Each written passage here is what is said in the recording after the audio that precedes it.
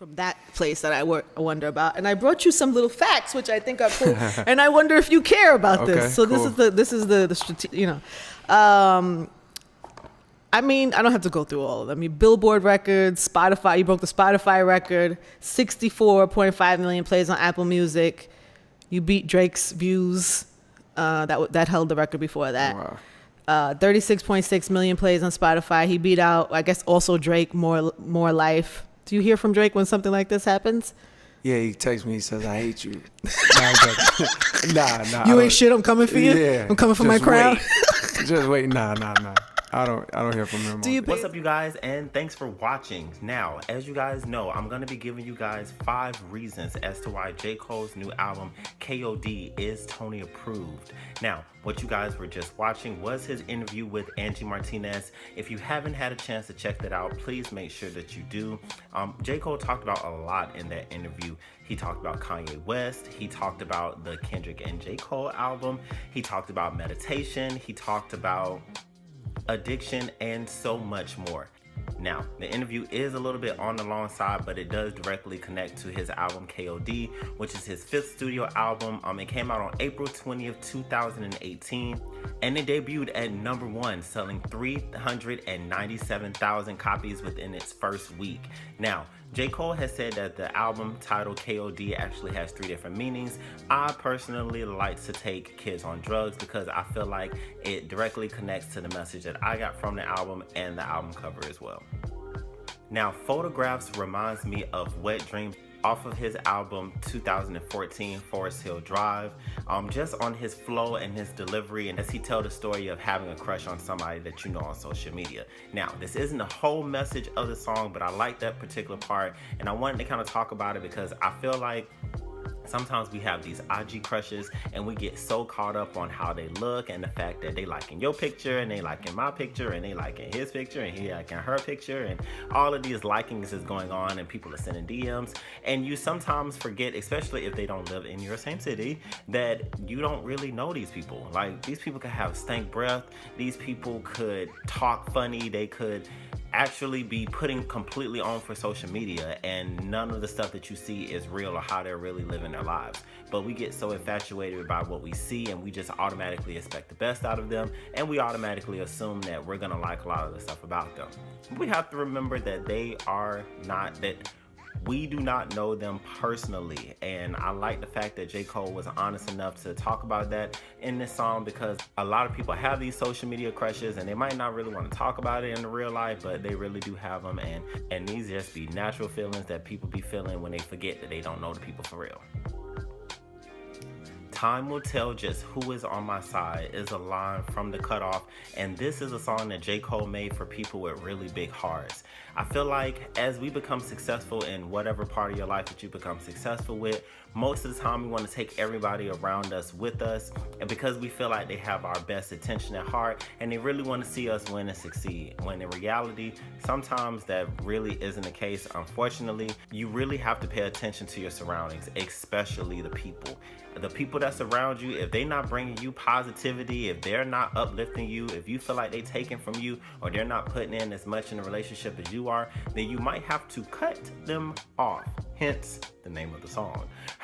Now, cutting people off is sometimes not as easy for some people as it is others, just depending on the level of the relationship that you have with that person. So you might not be able to completely cut them off, but you might have to just adjust their positioning in your life as far as priority sakes. Because at the end of the day, you have to do whatever it takes for you to stay balanced and successful in your own personal life. Now, the whole concept of pain and how you deal with it is a reoccurring theme on the album. Pain comes in all types of ways, and everybody deals with their pain differently. Some people drink it away, some people listen to music, some people throw it off on other people, some people overeat, fat butts, and some people sleep a lot, lazy butts. But in reality, people they deal with their pain differently, and I like the fact that J. Cole talked about that on this album. J. Cole brings up the whole idea of making sure you wisely choose how you deal with your pain. He talks about it on his song Friends. He actually offered the suggestion of meditation. He also mentioned that as well in his Angie Martinez interview. And I can personally say that meditation definitely works for me. All you have to do is just get in a quiet place. You have to really listen to your thoughts and be honest with yourself. Tell yourself what it is specifically that's hurting you, how you're currently dealing with it, and how you're going to turn this L into a lesson. Because the whole concept of pain is sometimes pain is just a lack of understanding. So you have to grow past this. Kevin Hart plays with the whole idea of being faithful and resisting temptation. Hence the name Kevin Hart. Now, this could definitely be harder for some than it is for others, but I really appreciate J. Cole for bringing up this idea, because self-control is something that only you have control of. Now, and it's personable. So when I say personable, I mean each person has a different level of self-control, and each person is able to control themselves in different environments completely different. It just honestly depends on the person. Sometimes we get ourselves in these situations where our level of self-control is not all of that great, but all we have to do is just talk to ourselves and ask ourselves, is this worth it? Is this gonna cause me to lose something that I cherish? What happened the last time that I did this? And see if we can talk ourselves out of it, because at the end of the day, only you have the ability to control your amount of self-control in a situation where you know that it should be greater than you're personally feeling.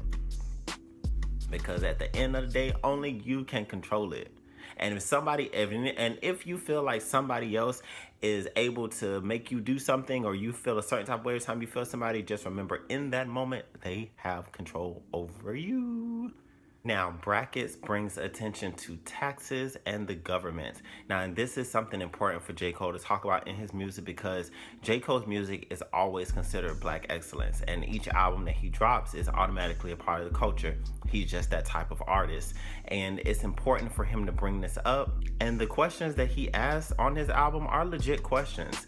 Where are tax dollars going? Now, I'm not into politics, so I don't have a legit answer for that question, but I can say where I don't see it going. I don't see it going to teachers' salaries or failing school systems, not the school systems that are rating A and B. I don't see it going to mental health facilities or living facilities for the homeless populations. I don't see it going to jobs in the urban areas for individuals who have misdemeanors or felonies, so they don't have to return to the same habits. And we need artists like J. Cole to bring awareness to that, because their voices combined with our actions help to affect the most change.